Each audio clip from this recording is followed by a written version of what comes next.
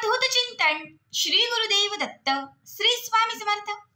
तुम्हा सर्वांचं आपल्या स्वामी शक्ती या चॅनल मध्ये मनापासून स्वागत आहे।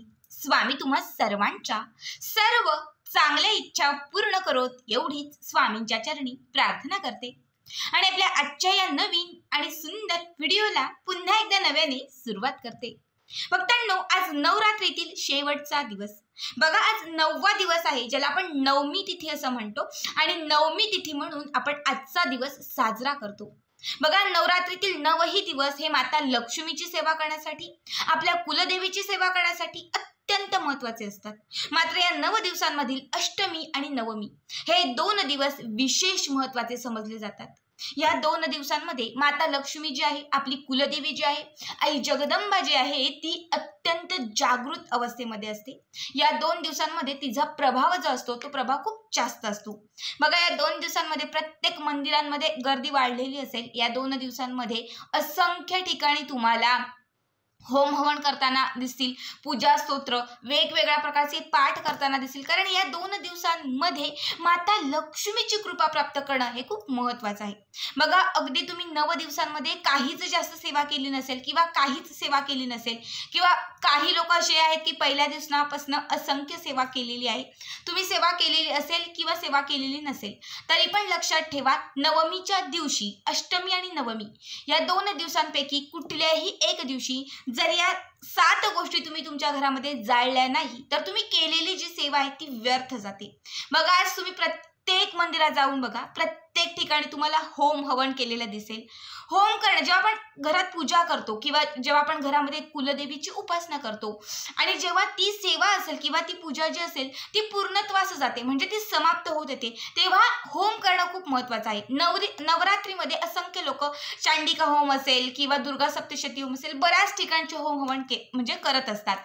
तर आपल्याला आता तुम्ही दुर्गा सप्तशती पाठाचं पारायण केलं असेल, तुम्ही घरात नुसतं कुंकुमार्चन जरी केलं असेल, अखंड दीपव्रत जरी केलं असेल, या सेवेचं जर संपूर्ण फळ तुम्हाला मिळावं, या सेवेचा संपूर्ण लाभ तुम्हाला मिळावा, तुमच्या घरामध्ये कुलदेवीचा कायम वास राहावा, तुमच्या प्रति कुलदेवीची कायम कृपा राहावी, तुमच्या घरातील प्रत्येक सदस्याला कुलदेवीचा आशीर्वाद मिळावा, असं जर तुम्हाला वाटत असेल किंवा तुम्ही ज्या इच्छेसाठी हे व्रत केलेलं आहे, तुम्ही ज्या इच्छेसाठी 9 दिवस ही उपासना केलेली आहे, ती इच्छा पूर्ण व्हावी, तुमचं प्रत्येक कार्य सिद्धीस जावं, असं जर तुम्हाला वाटत असेल तर लक्षात ठेवा, आज ही एक गोष्ट प्रत्येकाने नक्की करा। या 7 गोष्टी आज प्रत्येकाने घरामध्ये जाळा आणि या 7 गोष्टींचा धूर जो आहे, म्हणजे या गोष्टी जाळून हा जो धूर होईल हा तुमच्या घरामध्ये झालाच पाहिजे, तरच तुम्ही जी सेवा केलेली आहे ती सेवा सफल ठरेल, नाहीतर केलेली सेवा व्यर्थ जाईल। त्यामुळे प्रत्येकाने, अगदी आपल्याला होम करणं नाही जमत आहे, ठीक आहे, प्रत्येकाची कंडिशन वेगळी असते, घरोघरी होम करणं नाही जमत, घरातल्यांना नाही पटत किंवा बऱ्याच वेळा इच्छा खूप असते पण ते साहित्य मिळत नाही। आज मी अत्यंत साध्या सोप्या गोष्टी ज्या तुम्हाला तुमच्या घरामध्येच मिळतील, घराच्या बाजूलाच मिळतील, अशा काही गोष्टी सांगणार आहे। या गोष्टी जाळून जर तुम्ही तुमच्या घरामध्ये या गोष्टींचा दूर केला तर होम हवन करण्याची गरज भासणार नाही, कुठल्याही प्रकारची तुमच्या घरामध्ये नकारात्मकता राहणार नाही, दारिद्र्य राहणार नाही, गरिबी राहणार नाही। बघा, प्रगतीचे मार्ग खुले होतील। अखंड वर्षभर या एक गोष्टी, म्हणजे ह्या गोष्टी जाळल्याने वर्षभर याची कृपा तुमच्यावरती राहील, घरातील नकारात्मकता निघून जाईल। बघा, तुमच्या घरामध्ये जीही लक्ष्मी किंवा जोही पैसा कोणी बांधला असेल किंवा कुठल्याही तांत्रिक गोष्टी तुमच्या घरामध्ये घडत असेल, कुठल्याही बाहेरील बाधा तुमच्या घरामध्ये आलेल्या असतील, या सगळ्याच गोष्टींमधून तुमची मुक्तता होईल। आता कुठल्या गोष्टी आहेत त्या, हे सगळं काही पाहण्यासाठी व्हिडिओ शेवटपर्यंत पहा आणि जे चॅनलवरती नवीन असतील त्यांनी लगेचच आपल्या चॅनलला सबस्क्राईब करा। बघा, तुम्हाला काय करायचंय, सगळ्यात आधी तुम्हाला एक छोटंसं पातेलं घ्यायचं आहे। आता तुमच्याकडे जर मातीचं एखादं मोठा एखादा वगळा असेल, मोठं एखादं भांडं असेल तर ते तुम्ही घेतलं तरीही चालेल। आता ताई, आमच्याकडे मातीचं नाहीये, तुमच्याकडे जसं होमासाठी बघा एक चौकोनी भांडं भेटतं मार्केटमध्ये, असं मला वाटतं बऱ्याच घरोघरी पण असेल, ते घेतलं तरी चालेल। ताई, आता आम्ही एवढ्याशा रूममध्ये राहतो, चाळीत राहतो, आमच्याकडे असं काहीच नाहीये, आम्ही काय घ्यायचं, तर तुम्ही भाजीसाठी वगैरे जे टोप घेता, जे पातेलं घेता, ते घेतलं तरीही चालेल। ठीक आहे, तुम्हाला एक पातेलं घ्यायचं आहे, कारण माझ्याही घरी हे नाहीये, मी स्वतः पातेलच घेते, त्यामुळे तुम्ही पातेलं घेऊ शकतात। मातीचं भांडं असेल तर ते घ्या, होमाचं जर भांडं असेल तर ते घ्या, काहीच नसेल तर पातेलं जे असतं ते तुम्हाला घ्यायचं आहे, कुठलंही घ्या, पण शक्यतो जे ॲल्युमिनियमचं पातेलं असतं ते घेतलं तर अतिशय उत्तम। ठीक आहे, तुम्हाला हे एक पातेलं घ्यायचं आहे. त्या पातेल्यामध्ये आतमध्ये तुम्हाला हळद कुंकवाने एक स्वस्तिक काढायचं आहे. स्वस्तिक काढल्यानंतर तुम्हाला या पातेल्यामध्ये लाकडाच्या 5 काड्या ठेवायच्या आहेत. आता तुम्ही सांगाल ताई आम्ही शहरात राहतो, आम्ही कुठून काड्या आणायच्या? बघा, सगळ्यात महत्त्वाचं म्हणजे तुम्हाला ज्या काड्या घ्यायच्या त्या औदुंबर वृक्षाच्या किंवा आंब्याच्या ज्या डहाळ्या असतात सुकलेल्या त्या घ्यायच्या आहेत. आता तुम्ही शहरात राहत असाल, पूजेचं साहित्याचं जर दुकान तुमच्या आजूबाजूला असेल तर तिथे जा आणि तिथे सांगा की हवनासाठी ज्या काड्या वापरल्या जातात त्या आम्हाला द्या. ते लोक तुम्हाला देतील, त्या तुम्हाला घेऊन यायच्या आहेत. आता जर गावामध्ये तुम्ही राहत असाल आणि तुमच्या आजूबाजूला कुठेही असं दुकान नसेल तर तुम्ही औदुंबर या वृक्षाच्या किंवा मग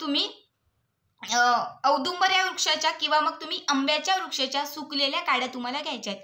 आता या दोघांपैकी जरी नाही भेटल्या तुम्हाला तर तुमच्या घरामध्ये जेव्हा तुम्ही चूल पेटवता तुम्ही त्यावेळेस ज्या काड्या वापरता, कुठल्याही वृक्षांच्या कुठल्याही झाडांच्या ज्या काड्या असतील त्या तुम्हाला 5 काड्या बरोबर घ्यायच्या. ठीक आहे, थोड्याशा मोठ्या जाडसर काड्या घ्या. 5 काड्या तुम्हाला बरोबर घ्यायच्या आहेत. ही पहिली गोष्ट. त्यानंतर तुम्हाला याच्यासाठी लागणार आहे नारळ. आधी कुठल्या वस्तू लागतील ते तुम्हाला सांगते. तिसरी गोष्ट आहे शेणाची गोवी. त्यानंतर लागणार आहे हिरवे मूग किंवा जव. त्यानंतर कापूर जो आपण भीमसेनी कापूर किंवा गोल कापूर कुठलाही चालेल, कापूर, तूप, काळे तीळ आणि गुळाचा एक खडा. या गोष्टी तुम्हाला लागणार आहेत, ज्या गोष्टींचा आपल्याला धूर करायचा आहे. सगळ्यात आधी तुम्ही त्या पातेल्यामध्ये एक स्वस्तिक काढलं की त्यानंतर ज्या घेतलेल्या काड्या आहेत त्या काड्या तुम्हाला त्याच्यामध्ये टाकायच्या आहेत.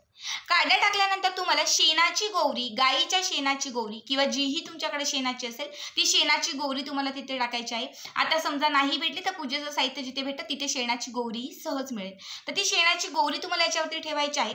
त्यानंतर तुम्हाला याच्यावरती 3 ते 4 कापराच्या ज्या वड्या असतात त्या वड्या ठेवायच्या आहेत. कापूर तुम्हाला जाळायचा आहे.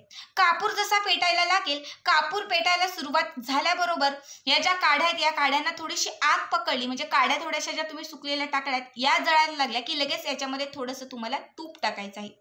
तूप टाकल्यानंतर तुम्हाला एक नारळ घ्यायचा आहे, ज्यावर एक स्वस्तिक काढायचं आहे आणि तुमची जी कुठली इच्छा असेल किंवा तुम्ही जे कार्य केलेलं आहे, तुम्ही या 9 दिवसांची सेवा केलेली आहे, तर तुम्हाला सांगायचं आहे की तुमच्या कुलदेवीचं नामस्मरण करून, हे कुलदेवी माते, हे तुळजाभवानी माते, मी पल्लवी, मी काश्यप गोत्राची, मी 9 दिवसाची मनापासून कुंकुमार्चन, दुर्गा सप्तशती पाठ ही सेवा केलेली आहे. माझी झालेली सेवा स्वीकार करून घे.